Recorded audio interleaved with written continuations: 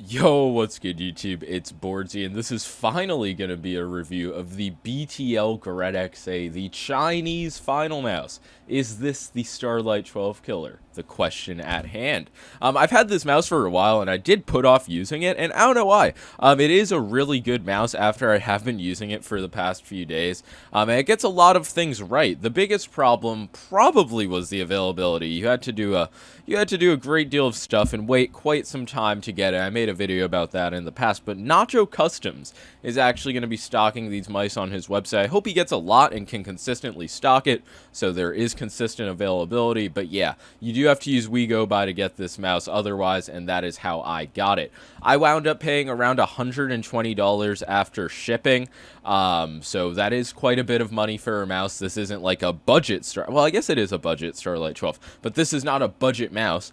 I should also mention that it came in this like Logitech travel bag. I don't know why. The mouse is made by BTL. You might remember that name from BTL Grips. And yeah, they decided to make a mouse. So it is included with grip tape for the buttons and the sides. That's a good thing because a lot of people probably won't like these sides. You see that there are diamonds and hearts as the holes, and one of them just feels worse than the other. I can't point my finger on which it is.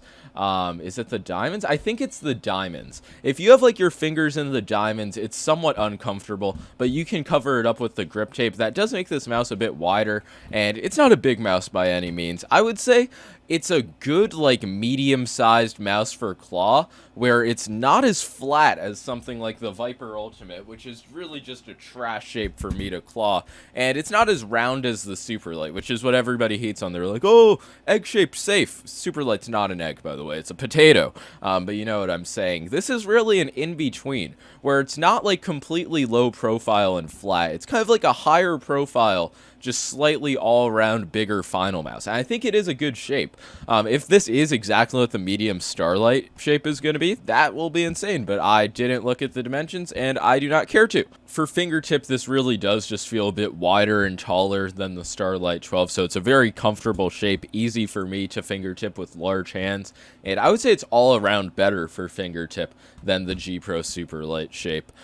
So it's very nice in that regard. Something I'm concerned about is like the longevity of the clicks, because mine are creaky and the quality is seemingly like deteriorating as I use the mouse more. And I have not put a lot of hours onto this mouse. There's no like wobble or anything like that, but if I spam the clicks a lot, sometimes it'll just get creaky and I just have to wait for the click to bounce back up, or I just can't continue clicking. And I've had that problem on Ponage mice. It just leads to a really cheap feeling over time. So I'm interested if anybody, like in the comments, if you've had this mouse, let me know how clicks are holding up, because they just don't feel high quality. They're pretty dull, just standard Omron 20Ms, not a lot of tactility, but they work in game, and I was still able to use them perfectly fine, but I'm just concerned with the quality mainly. The scroll wheel is probably one of the best I've ever used. It's like a better version of the old Final Mouse wheels. Like, imagine the ultralight shoe wheel, so like completely smoothed out wheel, but for some reason you can feel the like individual steps of tactility, but it's just very smooth. I think it's like due to the texture of this wheel. It's so fucking nice. And I barely like go into detail about how scroll wheels feel, but man, this one is inspiring. There's also holes pretty far up on the clicks, so I don't know, if you're like some freak who fingertips and touches this part of your clicks, not only is the quality worse down here, which is a nice observation I just made, you also are going to be touching holes. Like I said about the holes on the side before, they're not really a huge problem if you fingertip, but if you dig your fingers into them, you're probably going to want to use the grips. The grips are nice and rubbery, but I just don't use them. They add some weight to the mouse as well. These side buttons are kind of mushy. There is a lot of post-travel and some pre-travel, but that's the case on most side buttons. They just don't have an insanely high quality feel. I was using them in Fortnite. There wasn't any delay, but once again, I had a problem where I just hold down mouse 5, like I'm just trying to like spam walls, walls, and people find it so cringe when I talk about Fortnite. But I'm just holding mouse 5, and it randomly disconnects halfway through, and it was like a thing that kept happening. So, I mean, it's possible it's just user error. I didn't realize I stopped holding it. But I don't know. The side buttons were sort of mushy overall, not the best quality, but they were passable. The mouse feet. These probably, if you're looking at them, you're like, huh, these are trash. But they started off as some of the most scratchy feet I had ever used. Why do I have this here?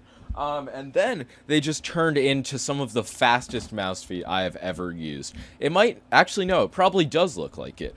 This is the Lethal Gaming Gear Venus. It is a speed pad, but these are not scratchy. They're just super fucking fast. Like, these are easily the fastest stock feet I have ever used, and I think they make the mouse feel a bit lighter. Not sure if I mentioned it, but this mouse feels sort of, like, comparable. Nah, it's like a step. It's a little bit heavier than the super light in hand, but it's balanced well and it has really fast stock feet.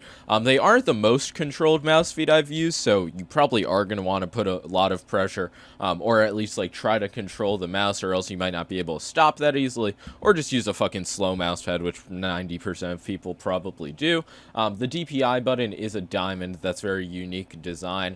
The sensor is a 3370, and I cannot notice any problems with it. I was trying real hard. I was switching off with it and the Starlight, and it's weird, because like if I'm playing with the Starlight on the same sensitivity, because the mouse is so much lighter, it's going to feel like it's less delayed. But when I like lowered my sense on the Starlight, the input just feels around the same. There's no like no noticeable decrease, at least in my eyes. So the sensor gets a pass from me. I kept the adapter like around a foot away from the mouse. You see, it is USB-C, and it has an adapter, so it is winning in that regard. This mouse did die on me, but I plugged it in. It's honestly a pretty premium cable. It's nice. I don't know why I'm talking about the cable. At the bottom, there is... Yeah, fuck, the camera's not going to pick it up. But this says LED/LOD. There's no lights on this mouse as far as I know, so I think it's working as an LOD button. And this one on the right is polling rate, and red is 1000 hertz. I don't know the others. So I think that about covers the features of this mouse. Is it a Starlight 12 killer?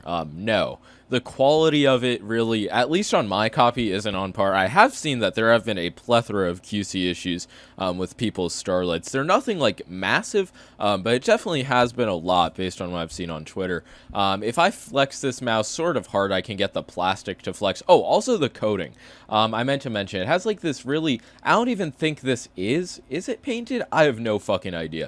It has a very like chalky, cheap feeling, and if you sweat on it, it kind of just collects on top of the mouse. So I had to clean it before recording because there was some gunk on it. So not the best coating, and it does pick up like moisture. But fuck, what was I saying? Like, the overall value. I would not recommend buying this from China. It is not worth the shipping cost and the shipping wait time. If you can find it in stock from Nacho, or maybe, like, I'll ask Addis Inc. to stock it. I think they're close with the people who manufacture it, because it is a good mouse. And if it's at that, like, $100 to maybe $110 price point, I think it's a good shape. It's almost light enough. I'm hoping for, like, under 60-gram plastic wireless at this point, but the weight feels fine in hand. That's a minor nitpick. The features are all right for the most part. Scroll wheel's really good, clicks are passable, and the side buttons are passable. So maybe it's not the best, and maybe it needs some massive improvements. I don't even think this colorway is available anymore because it was an earlier batch. I think it looks cool, but people always shit on the paint job when I showed it off. I don't know why, but now it's available in like some metallic blue and red colors, and that's going to be all. No seal of approval. Probably never going to use this mouse again. The overall build of it is solid enough, but yeah, some improvements could be made. I'm honestly surprised that the sensor and feet were good, and the shape, of course, really nice. Hope the medium final mouse is similar, but that's going to be all. Like and sub if you enjoyed. Peace.